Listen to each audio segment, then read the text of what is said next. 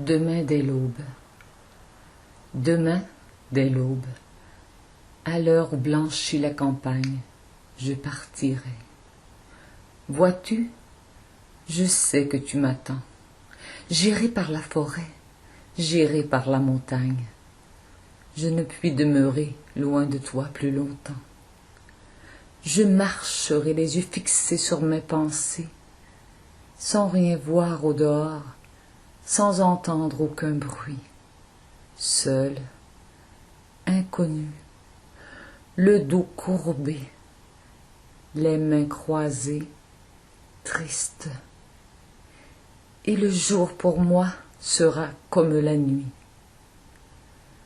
Je ne regarderai ni l'or du soir qui tombe, ni les voiles au loin descendant vers Harfleur. Et quand j'arriverai, je mettrai sur ta tombe un bouquet de houverts et de bruyères en fleurs.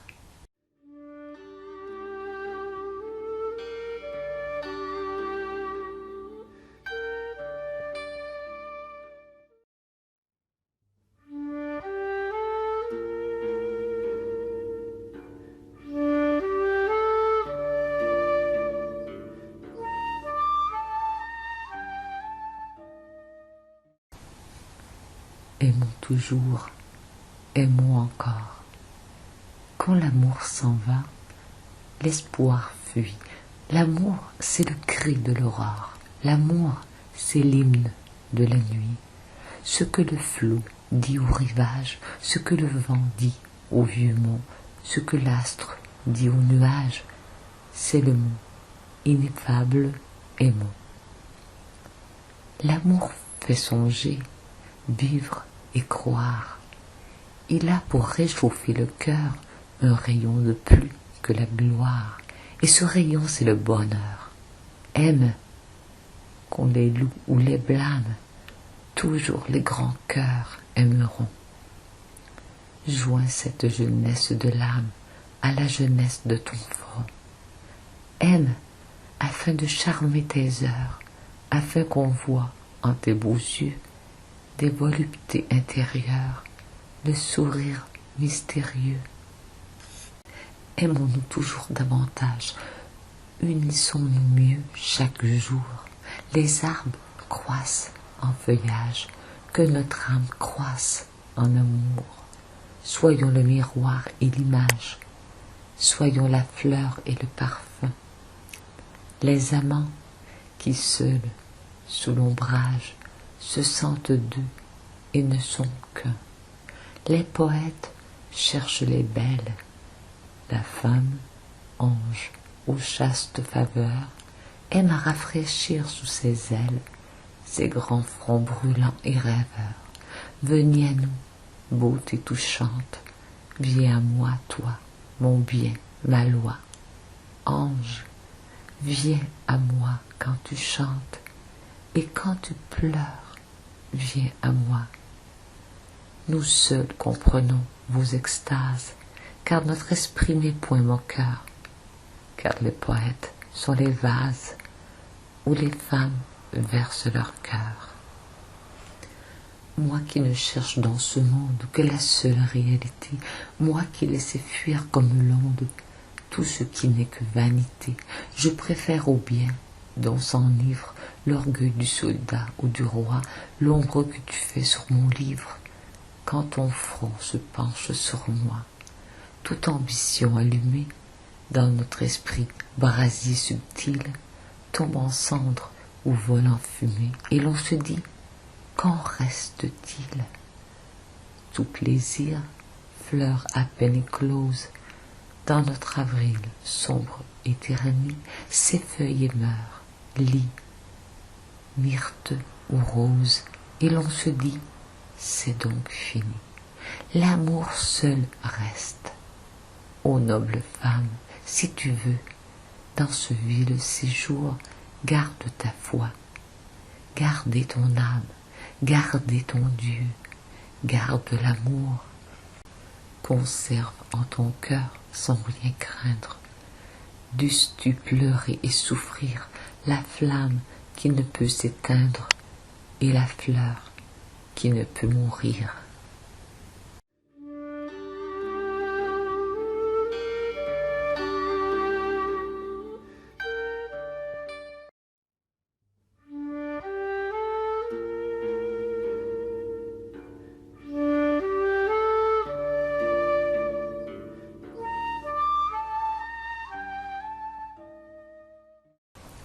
Il lui disait, vois-tu, il lui disait, vois-tu, si tous deux nous pouvions, l'âme pleine de foi, le cœur plein de rayons, ivre de douce extase et de mélancolie, rompre les 1000 nœuds dont la ville nous lie. Si nous pouvions quitter ce Paris triste et fou, nous fuirions. Nous irions quelque part, n'importe où, chercher loin des vains bruits, loin des haines jalouses, un coin où nous aurions des arbres, des pelouses, une maison petite avec des fleurs, un peu de solitude, un peu de silence, un ciel bleu, la chanson d'un oiseau qui sur le toit se pose de l'ombre. Et quel besoin avons-nous d'autre chose?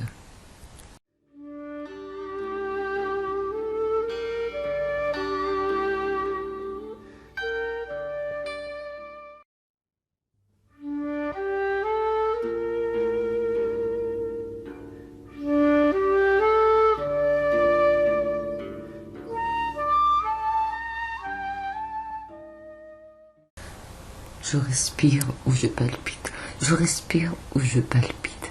Tu sais, à quoi bon, hélas, rester là si tu me quittes et vivre si tu t'en vas? À quoi bon vivre, étant l'ombre de cet ange qui s'enfuit? À quoi bon, sous le ciel sombre, n'être plus que de la nuit? Je suis la fleur des murailles, dont avril est le seul bien. Il suffit que tu t'en ailles pour qu'il ne reste plus rien. Tu m'entoures d'auréoles, te voir est mon seul souci. Il suffit que tu t'envoles pour que je m'envole aussi. Si tu pars, mon front se penche, mon âme au ciel son berceau fuira dans ta main blanche. Tu tiens ce sauvage oiseau. Que veux-tu que je devienne si je n'entends plus ton pas? Est-ce ta vie ou la mienne qui s'en va? Je ne sais pas. Quand mon orage succombe, j'en reprends dans ton cœur pur. Je suis comme la colombe qui vient boire au lac d'azur. L'amour fait comprendre à l'âme l'univers salubre et béni. Et cette petite flamme seule éclaire l'infini. Sans toi, toute la nature n'est plus qu'un cachot fermé, où je vais à l'aventure, pâle et n'étant plus aimé. Sans toi, tous ces feuilles tombent, l'ombre emplit mon noir sourcil. Une fête est une tombe, la patrie est un exil. Je t'implore et réclame, ne fuis pas loin de mes mots, ô fauvette de mon âme qui chante dans mes rameaux. De quoi puis-je avoir envie? De quoi puis-je avoir effroi? Que ferais-je de la vie si tu n'es plus près de moi? Tu portes dans la lumière, tu portes dans les buissons, sur une aile ma prière et sur l'autre mes chansons. Que dirais-je au chant que voile l'inconsolable douleur? Que ferais-je de l'étoile? Que ferais-je de la fleur? Que dirais-je au bois morose qui illuminait ta douceur? Que répondrais-je à la rose disant, où donc est ma sœur? J'en mourrai, fuis si tu l'oses. À quoi bon? J'aurais voulu regarder toutes ces choses qu'elles ne regardent plus. Que ferais-je de la lyre, de la vertu, du destin, hélas? Et sans ton sourire, que ferais-je du matin? Que ferais-je, seule, farouche, sans toi, du jour déçu, de mes baisers sans ta bouche, et de mes pleurs sans tes yeux?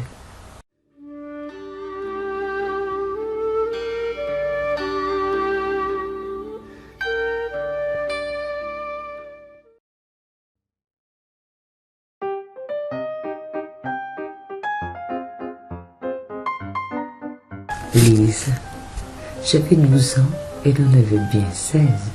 Elle était grande et moi j'étais petit.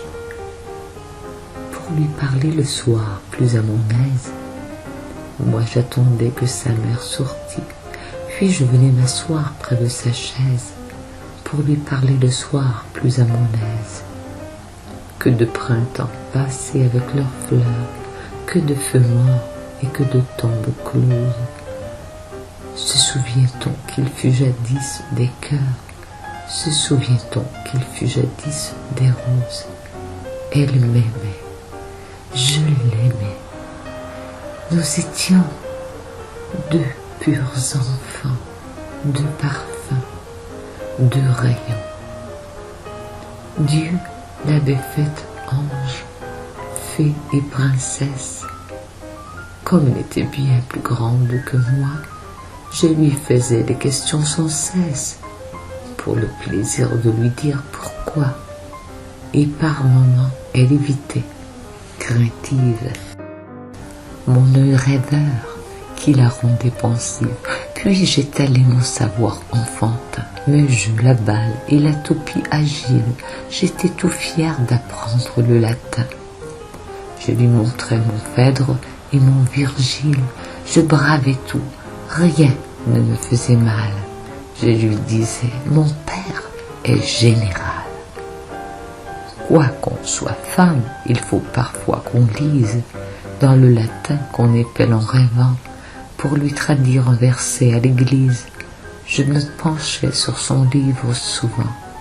Un ange ouvrait sur nous son aile blanche quand nous étions à vêpres le dimanche. Elle disait de moi, c'est un enfant. Je l'appelais Mademoiselle Lise.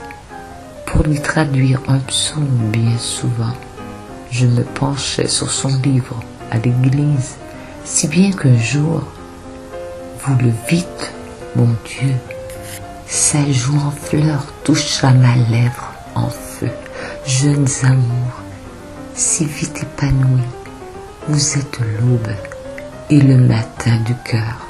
Charmez l'enfant, extase inouïe, et quand le soir vient avec la douleur, charmez encore nos âmes éblouies, jeunes amours, si vite épanouis.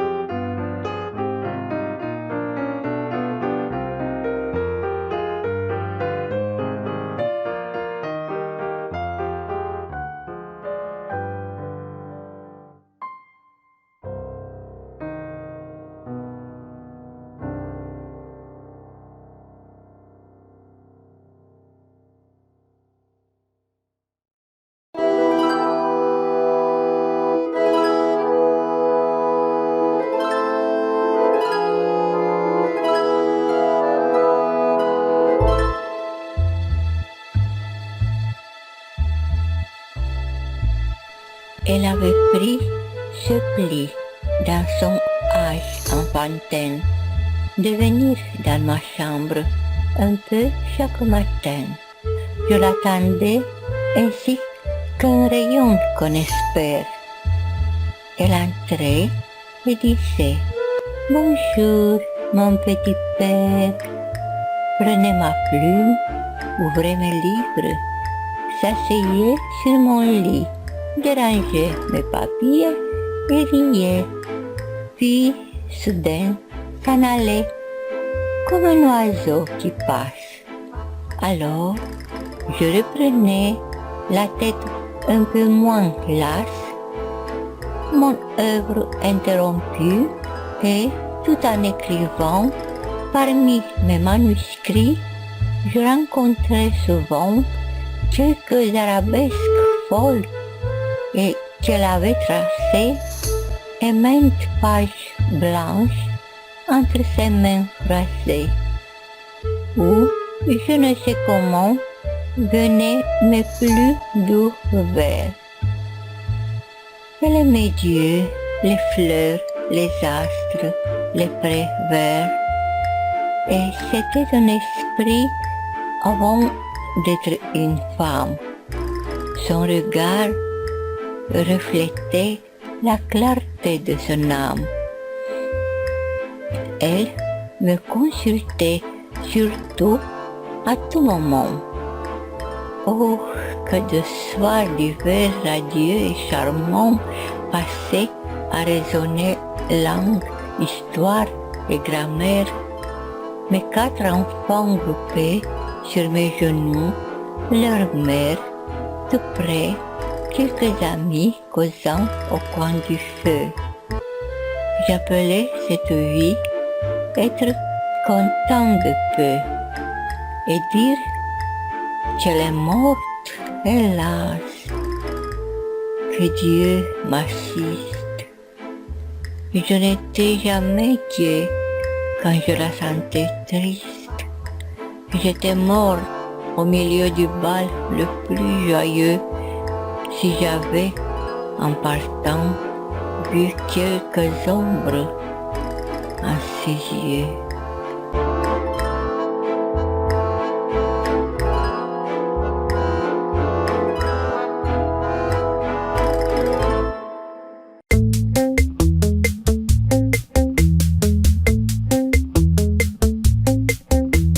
Hier, le vent du soir, dont le souffle caresse, nous a apporté l'odeur des fleurs qui s'ouvrent tard. La nuit tombait, l'oiseau dormait dans l'ombre épaisse. Le printemps embaumait moins que votre jeunesse. Les astres rayonnaient moins que votre regard. Moi, je parlais tout bas. C'est l'heure solennelle où l'âme aime à chanter son hymne le plus doux. Voyant la nuit si pure et vous voyant si belle, j'ai dit aux astres d'or, versez le ciel sur elle. Et j'ai dit à vos yeux, versez l'amour sur nous.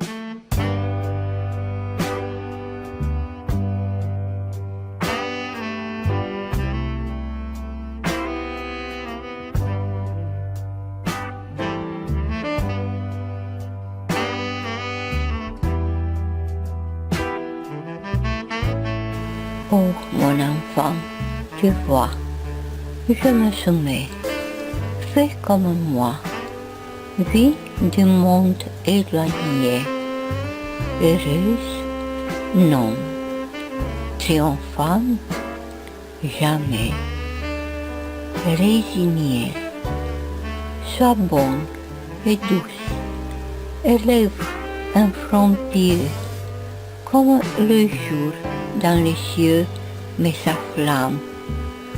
Toi, mon enfant, dans l'azur de tes yeux, mets ton âme. Nul n'est heureux et nul n'est triomphant. L'heure est pour tous une chose incomplète. L'heure est une ombre et notre vie, enfant, en effet. Oui, de leur sort, tous les hommes sont là. pour être heureux à tous, destin morose, tout a manqué, tout, c'est-à-dire hélas, peu de choses. Ce peu de choses est ce que, pour sa part, dans l'univers, chacun cherche et désire. Un mot, un nom, un peu d'eau, un regard, un sourire. La gaieté manque au grand roi sans amour. La goutte d'eau manque au désert immense. L'homme est un pays où le vide toujours recommence. Vois ces penseurs que nous divinisons. Vois ces héros dont les fronts nous dominent. Noms dont toujours nos sombres horizons s'illuminent. Après avoir confait un flambeau et brille tout de leurs rayons sans nombre, ils sont allés chercher dans le tombeau un peu d'ombre. Le ciel, qui sait nos maux et nos douleurs, prend en pitié nos jours vains et sonores. Chaque matin, il baigne de ses pleurs nos aurores. Dieu nous éclaire à chacun de nos pas sur ce qu'il est et sur ce que nous sommes. Une loi sort des choses d'ici-bas et des hommes. Cette loi sainte, il faut s'y conformer, et la voici, toute âme y peut atteindre. Ne rien haïr, mon enfant, tout aimer, ou tout plaindre.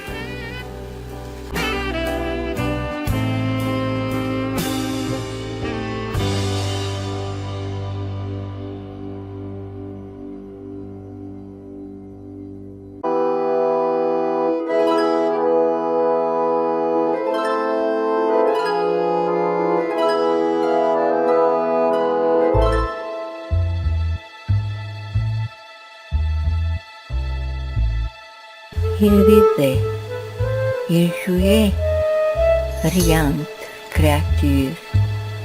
Que te sert d'avoir pris cet enfant, ô nature?